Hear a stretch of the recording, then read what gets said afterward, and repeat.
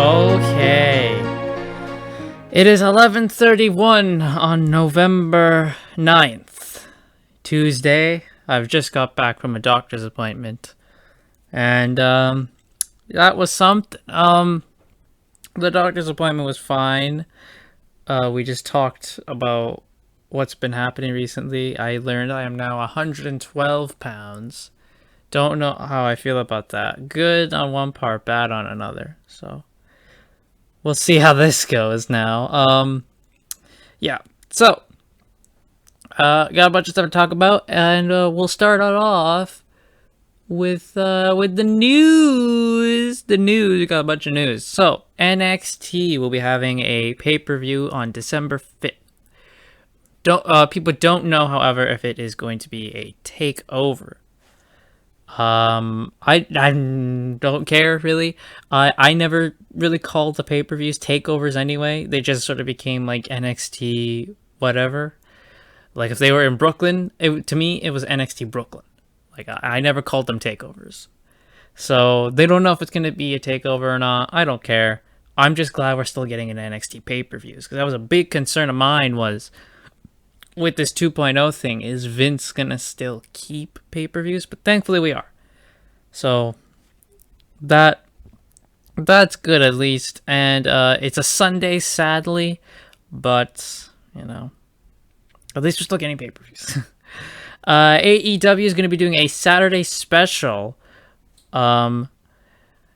This Saturday special was originally going to be called Clash of the Champions, but since WWE owns that now, they're now going to call it Battle for the Belts, which was an old NWA name. So, AEW doing a Saturday special, Battle for the Belts. I think that'll be cool. They said it's not a pay-per-view. It's a Saturday special, be on TV. So, I'm looking forward to that. That'll be cool. They said January, early January, if I can get the data. I think they said January 8th as the date. So, yeah, looking forward to that. That'll be cool. Battle for the Belts. I love how AEW takes, like, the old names of, like, really old pay-per-view names and brings them back. I just love that idea. Big one here now. Jon Moxley has entered rehab. Jon Moxley, on Wednesday, it was announced by Tony Khan that Jon Moxley has entered rehab and will not be on TV for the foreseeable future, obviously. I wish Jon Moxley the best, and I hope he gets better. So yeah, that's all I can say. I can't really offer a big thing on it. I just hope the man gets the help he needs, and kudos to him for realizing he had a problem. Kyle O'Reilly's contract comes up next month. Kyle O'Reilly now joining the list of WWE talent whose contracts are coming up. And the list just keeps growing, man. I mean, we've got Kevin Owens, whose contract expires in, I believe, January. Or his might be the end of December as well. Somewhere along there, early January, late December. Johnny Gargano's contract expires at the end of December, and now so does Kyle O'Reilly's. So Kyle O'Reilly, Kevin Owens, and Johnny Gargano, all three of them could go away.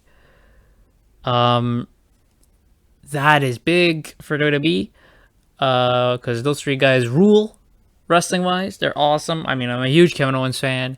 I'm starting to turn around Johnny Gargano. Kyle O'Reilly, for me, character-wise, whatever, but as a wrestler, he's great. So, yeah, and where do I see these three going? I see them not re-signing. I definitely see Kyle O'Reilly going to AEW. Kevin Owens, I don't know. He's a big one. He could just be trolling people, having fun, and then re-sign. I don't see how, because of we'll get to it later. But something happened, and I just don't see Kevin re-signing after what happened. So that, and Johnny Gargano, I put him in the same boat as Kevin. I don't know. I can see him resigning. I can see him not resigning. But after what's happened, again, I don't really see him resigning. But that would just pretty much just prove that they're for the money at this point, right? Because it can't be for their storylines. It absolutely cannot be for their storylines. So moving on, we have some Doctor Who news. The show is back, of course, with the 6-parter of Flux. If I can just put up the ratings right now. Let me get this up. Flux ratings. Yeah, here we go.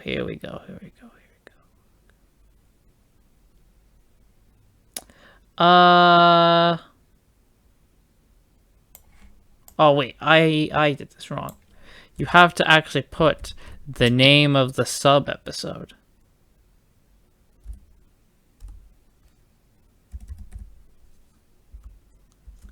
You have to put viewership, which is what we want.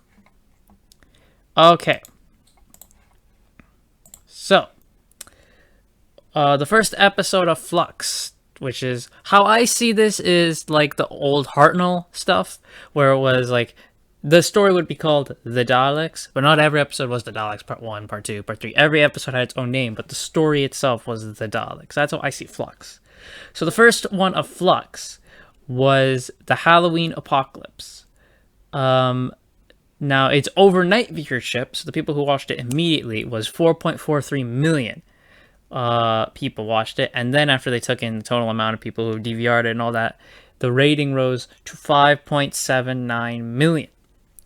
Which is not bad. Definitely better than the show's done at all, as with Chris Chibnall at the helm here. But like, jeez. So that's good for the Halloween Apocalypse. And then the second episode, which was titled War of the Sontarans, where the Sontarans have returned, and they look awful. I hate what the Sontarans look like. We have the ratings for War of the Sontarans, which was overnight 3.96. So it's a big dip already from episode 1 to episode 2. Like, they couldn't keep people. I mean, what do you want me to say, man? This era of Doctor Who is awful. I don't like it. I can't wait for it to end next year. It's just a waiting game at this point. But anyway, other big Doctor Who news. Some actual Doctor Who news that actually matters. Doctor Who, the 5th Doctor 40 is coming out next year. And this is like the celebration for the 40th year of Peter Davison's 5th Doctor. It's his 40th anniversary. And Big Finish are making 2 box sets. They're which are going to be called the 5th Doctor 40. And they are making Volume 1, Volume 2. And we have news for Volume 1. We have a cover art, which looks pretty cool. This comes out in January. And it's going to be $17. So, we have the first story, called Secrets of Telos by Matt Fitton, which, as you can tell, is going to have the Cybermen. So, it says, Professor Perry's expedition to the tombs of Telos was hardly an unmitigated success. The handful of survivors limp home in a spaceship, unaware that the deadly peril they face from the Cybermen is not yet banished. Into the situation stumble the 5th Doctor and his friends Nyssa and Tegan, and they're soon in a deadly fight for their lives. Except things aren't quite that simple. Something odd is happening to the Doctor.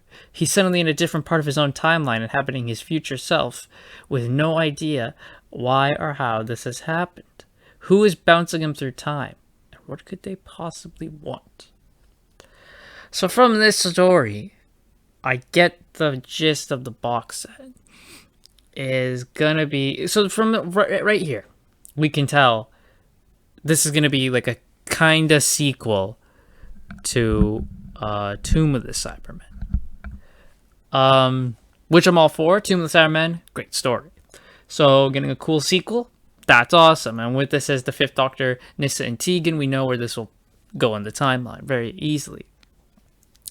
But it says the Doctor is now being like thrown around his timeline, which I think is how they're gonna like do all this stuff. Like how the Fifth Doctor will suddenly get thrown into a story with Perry, or the Fifth Doctor will suddenly boom, he's thrown into a story with just Nyssa or something, right? Or he'll be thrown into a story with Perry and Aramem, you know, like stuff like that. I think that's how they're going to do this to celebrate the Fifth Doctor. The second story, God of War by Sarah Grochala, is the Doctor is still being jolted through his own timeline and has now found himself with Nyssa, Tegan, and Adric in the 9th century Iceland, near a Viking settlement on the edge of a volcano. A settlement whose leader has just found a god in the ice. The TARDIS crew are soon in a battle with the fearsome Ice Warriors. There are a lot of lives to save, and not just those of their new friends. The Doctor is about to find that his biggest battle may be with his own conscience. So again, see, it's being thrown around into his timeline. There we go. And cool, Ice Warriors are coming back. I'm always a big fan of Ice Warriors. So that'll be cool, and that box set really does seem cool for the first one. Volume 1. That looks really cool. There is no news about Volume 2 yet, other than all we know about box set 2, is what I can tell you right now, is the cast list, which is the Doctor, Nyssa, Tegan, Adric. Turlough's there, so we'll get a Turlough story. And then it says John Coltrane as the Brigadier. So the Brigadier is going to be making an appearance in Volume 2, which is cool. And we have one story listed with no synopsis, just the story name and author, which is The Auton Infinity by Tim Foley. So we're going to get an Auton story. That's awesome. For the people complaining, oh, this is fan service, obviously, because it's a celebration of the fucking Fifth Doctor. I don't know what you are expecting. We have more news as well here on Big Finish. The War Doctor Begins Volume 2 is coming next month in December, and they have finally put the synopsis up. So we have the Doctor is no more. In his place, a warrior finally joining the time war between the Daleks and Gallifrey. But how far will he go to end the conflict? What lines will he cross? How much of himself will he sacrifice? The War Doctor is beginning to find out who he is. So his first story is Consequences by Timothy X. Attack. The War Doctor and Velkin crash on a ravaged planet on the fringes of the Time War. This world has its own battle raging. Elsewhere, a survivor works out how she came to be here, but these newcomers are harbingers of something terrible following in their wake. Velkin, I have no idea who Velkin is. I'm assuming she was, or he, we can check right now who Velkin is. Velkin is Bess Chalmers. I'm assuming she was introduced in the previous box set. She was not. She was not introduced in the previous box set. So she's someone completely new who the Doctor meets in this story. Okay. I was just concerned if they were like going to carry over or not. I think they are still going to carry over, but you know what I mean. The second story, Destroyer by Andrew Smith. Trapped on a world that worships war, the War Doctor finds himself fulfilling an ancient prophecy. Could he be the war bringer of legend? His new ally, Case, is testing her abilities too, and both will soon be called on to fight when the Daleks come. And then the final story is Savior by Jonathan Morris. The truth of how events on Therius were set in motion is revealed. On a mission to destroy a Dalek harvester vessel, the War Doctor discovers a new breed of Dalek. Whatever actions he takes next will have the consequences that are devastating for everyone. So this box set seems fine. I'm not going to get this until I get to the Time War stuff. And that's going to be a long time.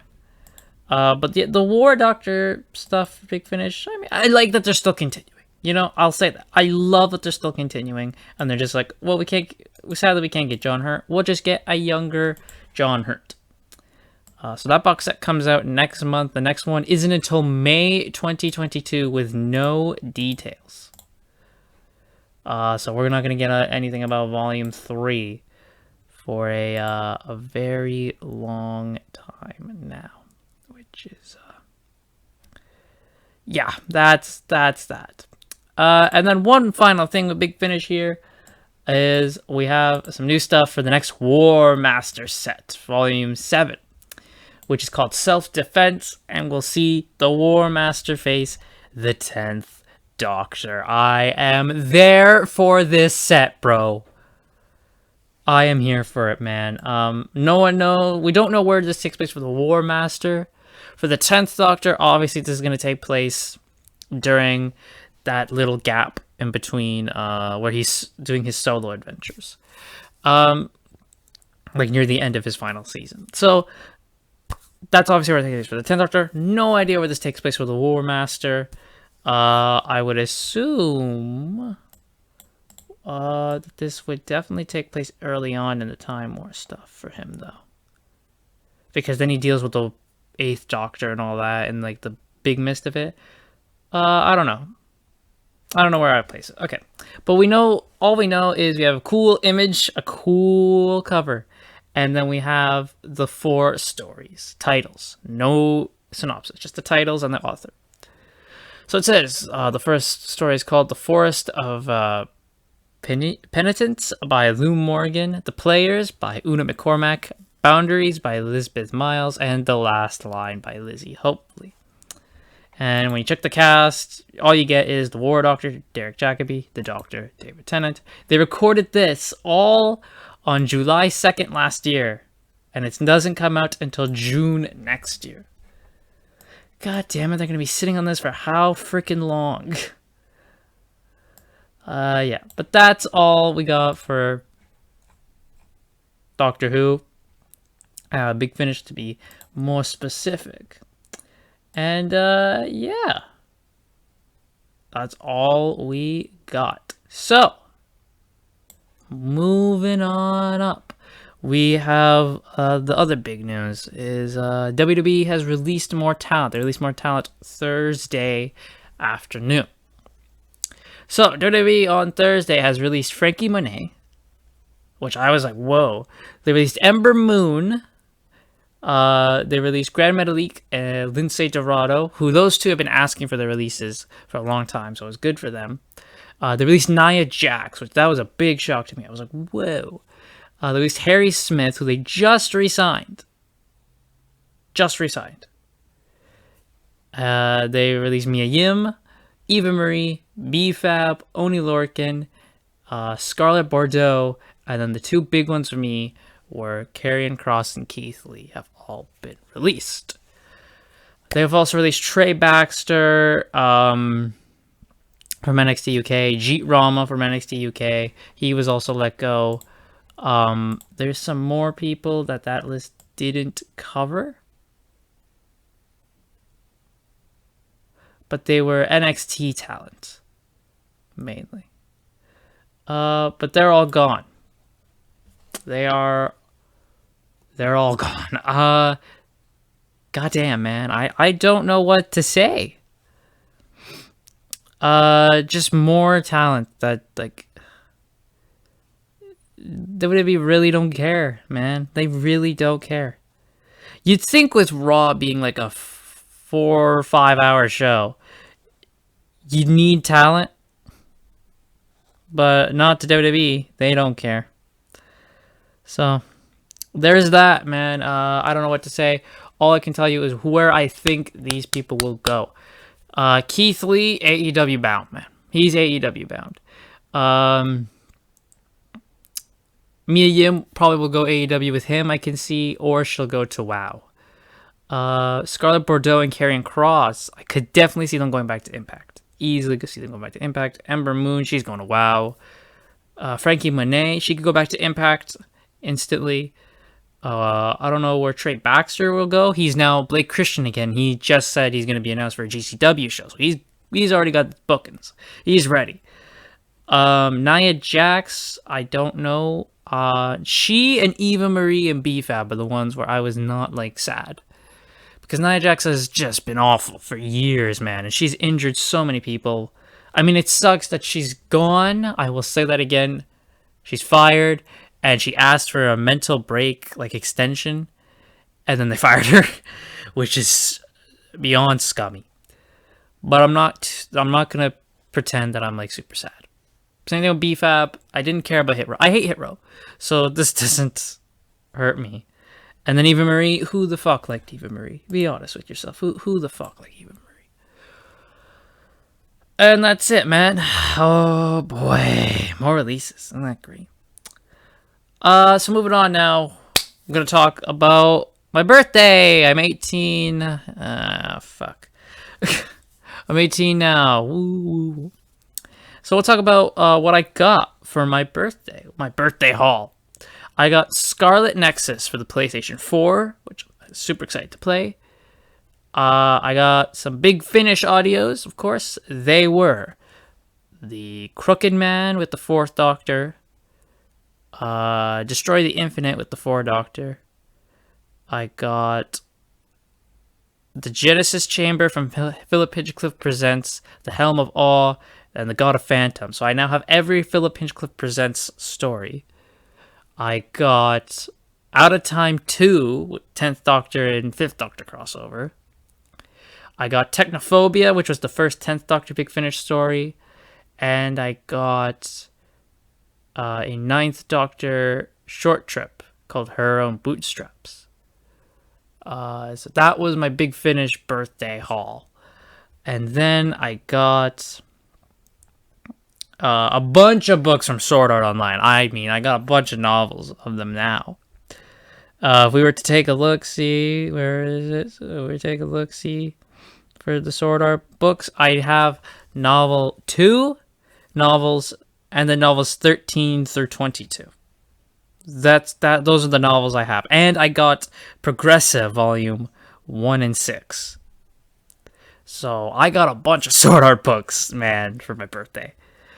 And then I got a new coat, like a new sweater, which kind of has like fluffy stuff on the inside, which does keep you warm. It's very good. It's a very good coat, and I use that when I go out now. And then I got John Moxley's book, Mox. So the birthday haul, man, it's been pretty huge. And my book of John Moxley Mox is a first edition with all the misprints, which I'm super excited to have. On my birthday, I had to go to see Dr. Gill, which I wasn't happy about, wasting time on my birthday of all days. Tell you about my birthday. I woke up really early, say goodbye to mom, dad, brother, all that. I woke up, it was like 5:30 in the morning. I had breakfast. Breakfast was leftover pork chop, which kind of gone bad by that point. I didn't finish it. And some leftover fries my brother had. That was my breakfast. And I watched Pie in the Sky on the TV while I did that. Then I had a banana, went upstairs, played some 2K. My dad had a chocolate Ferrero Rocher in the fridge, which I ate. I then went to Dr. Gill, wasted fucking time, and he made me go get blood work. And I was like, oh, I gotta go do blood work. And then my birthday lunch was a McDonald's quarter pounder meal, which I learned from Dad on Friday isn't actually a quarter of a pound. It's actually less. Then I have, what did I do after that? My dad was home. Dad came home early, and I just hung out with Dad for a bit. It was nice. And then my birthday dinner was butter chicken, which was awesome. And then I finished my Dairy Queen Kit Kat Blizzard, which I had in the freezer. So that was my birthday, really. And then the next big thing that really happened was on Friday. Friday, me and Dad, we do our usual, oh, we're going out thing, and we went to the Cactus Club.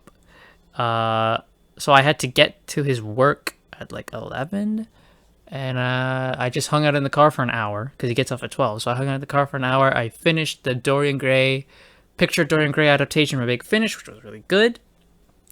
Don't know how they're going to start a series from that, because Dorian Gray's dead at the end, but I'll find out.